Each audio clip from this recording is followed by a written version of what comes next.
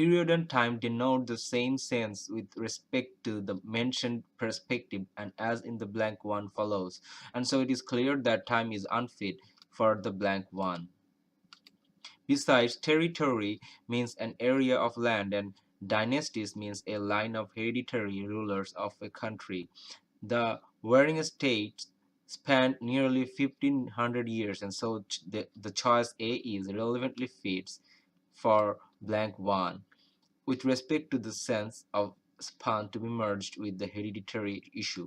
So choice C is to be eliminated.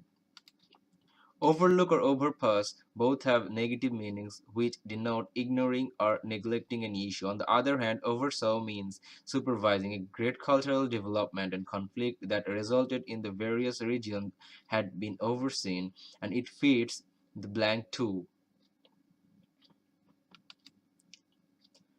as choice D.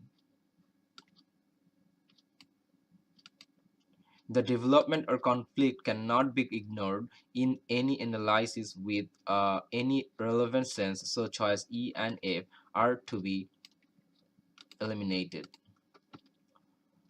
Flocking or clustering, given as choice G and H, mean assembling something together.